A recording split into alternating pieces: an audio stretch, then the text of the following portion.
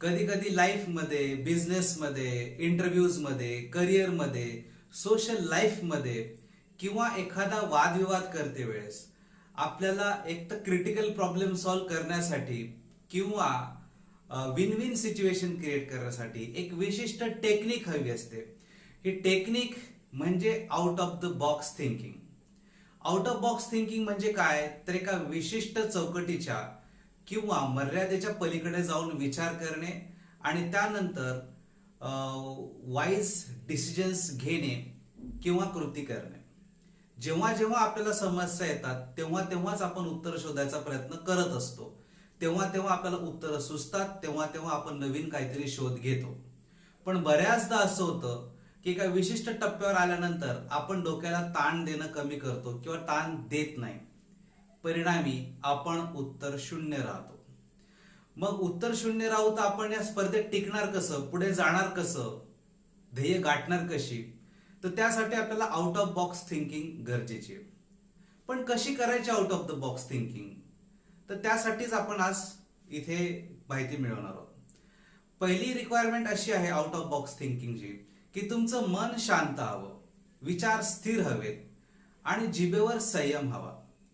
त्यानंतर तुम्ही जे उत्तर तुम्हाला सुचतंय त्याला पडताळून त्यात अजून वेगळं काही होऊ शकतं का याचा अंदाज घेऊन आपल्या हजीर जबाबपणाचा उपयोग करून त्याला जगासमोर आणणे, सादर करणे किंवा सांगणे, इतकी सिंपल अशी ही प्रक्रिया आहे.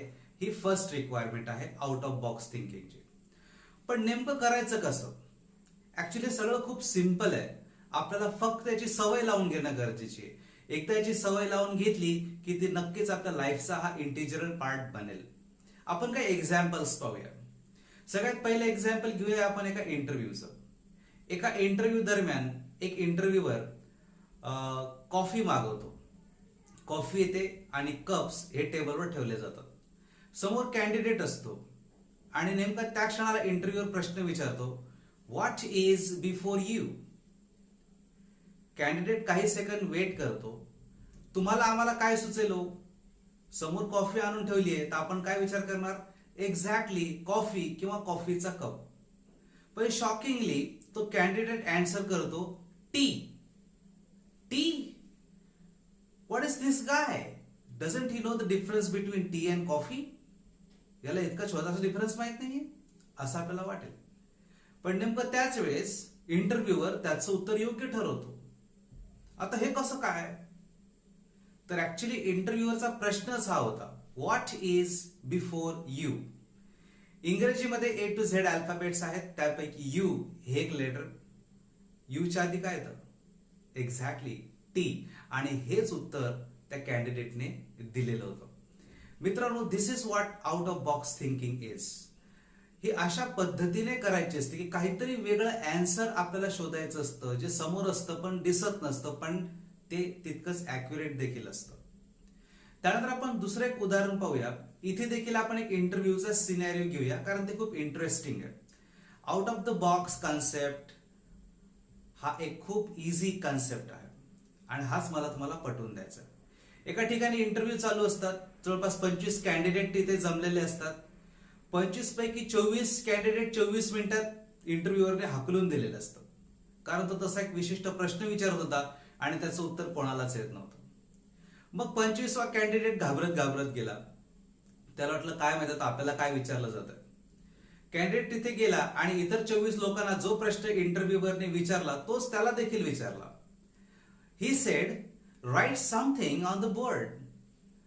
हा याने मार्कर घेतलं, हा बोर्ड जवळ गेला आणि तिथे त्याने काहीतरी लिहिलं. त्याने जसं लिहिलं ते पाहून इंटरव्ह्यूअर एक्साइटेड झाला आणि म्हणाला, कॉंग्रॅच्युलेशन्स, यू आर सिलेक्टेड.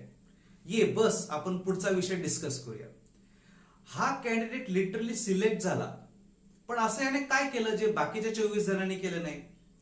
याने बोर्डवर फक्त एकच शब्द लिहिला आणि तो शब्द होता समथिंग.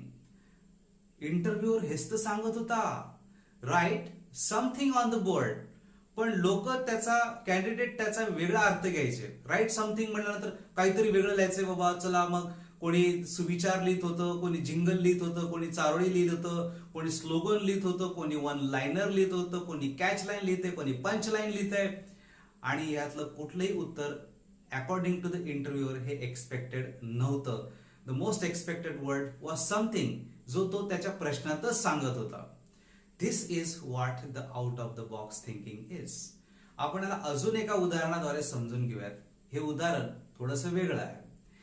एका ठिकाणी 12 माणसं जमलेली आहेत आणि त्या ठिकाणी एक कार्टून आहे. त्या कार्टून मध्ये 1 डझन म्हणजे 12 केळी आहेत आणि प्रत्येकाला एक केळ द्यायचं. असं केल्यानंतरही कार्टून मध्ये एक केळ शिल्लक राहतं. Now how is this possible? इथे तर्क वितर्क खूप येतील. कोणी म्हणेल की नाही नाही, माणसं 11च होती, किंवा मग केळी 13 असतील, चुकून 12 मोजल्या गेली असतील, किंवा मग एकाने घेतलंच नाही, वापस दिलं, वगैरे वगैरे वगैरे. बट इन रियालिटी झालं असं की जेव्हा शेवटच्या व्यक्तीवर केळी घ्यायची वेळ आली तेव्हा त्या कार्टून मध्ये एकच केळ शिल्लक राहिलेलं होतं. त्याच्यामुळे त्याने ते कार्टून सकटच उचललं. नॅचरली कार्टून मध्ये एक केळ शिल्लक आहे. This is what the exact answer is. हे आउट ऑफ बॉक्स थिंकिंग आहे. अशा पद्धतीने आपल्याला हा विचार करावा लागतो. आपल्याला प्रॉब्लेम सॉल्व्ह करायचे आहेत, आपल्याला प्रोडक्टिव्हिटी वाढवायची आहे, आपल्याला सेल्स वाढवायचं आहे, आपल्याला इंटरव्ह्यू क्रॅक करायचे आहेत, आपल्याला काहीतरी वेगळं करून दाखवायचं आहे. तर आपल्याला आउट ऑफ बॉक्स थिंकिंग ही काळाची गरज आहे आणि ते आपण लवकरात लवकर अडॉप्ट करावी. हा सगळ्यात महत्वाचा भाग आहे. आपण अजून एक एक्झाम्पल बघूयात की एक घर आहे, रात्रीची वेळ आहे, थंडीचे दिवस पडलेले आहेत आणि अचानक लाईट जाते आणि घरात इन्व्हर्टर नाहीये. त्यावेळेस घरातून आई आवाज देते की इकडे ये, मला मेणबत्ती पेटवायची आहे, मला मदत कर. तिकडे घरात एक आजोबा आहेत, ते म्हणतात नाही नाही, आधी मला शेकोटी पेटवून दे, मला खूप थंडी वाजते. तर आधी काय पेटवलं जाईल? इथे खूप सारे तर्क होऊ शकतात. एक तर आधी मेणबत्ती पेटवा, मग शेकोटी पेटवा. कोणी मला आधी शेकोटी पेटवा कारण तो म्हातारा आहे, मग कॅन्डल्स पेटवा, what ever. But the most important thing over here is यातलं उत्तर काहीच नाही. मला सांगा, शेकोटी असेल, मेणबत्ती असेल, गॅस असेल, what ever it may be, ते पेटवण्यासाठी सगळ्यात आधी काय पेटवावं लागेल? एक्झॅक्टली माचीसची काडी किंवा सिगरेट लायटर किंवा लायटर. आता तुम्ही म्हणाल हे तर तुम्ही प्रश्नामध्ये सांगितलंच नाहीये. मुळात हे लायटर, माचीस हे त्या चौकटीत नाहीये. It is not with in the frame, it is outside of the box. जे आपल्याला दिसत नाहीये ते शोधून काढायचंय, जे नजरेस पडत नाहीये ते शोधून काढायचंय. This is what out of the box thinking ही अशा पद्धतीने केली जाते आणि हेच आज मी तुमच्या समोर मांडण्याचा प्रयत्न करत आहे. आपल्याला अडॉप्ट करायचंय कारण एकदा काही सवय लागली की आपली प्रॉब्लेम सॉल्व्हिंग ही फार चांगल्या प्रमाणात आणि मोठ्या प्रमाणात होणार आहे. मित्रांनो, मी सुरुवातीला बोललो होतो की 2 रिक्वायरमेंट्स आहेत. पहिली रिक्वायरमेंट मी तुम्हाला सांगितली आहे. दुसरी रिक्वायरमेंट मला तुम्हाला सांगण्याच्या आधी एक आपण काम करूयात. मी जे म्हणेल ते त्याला तुम्ही फॉलो करा, तुम्ही तसं म्हणा. Okay, start. भारत माता की, भारत माता की. गुड.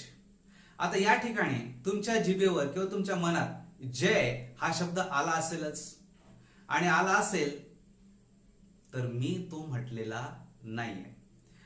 पहा, मी काय म्हटलं होतं?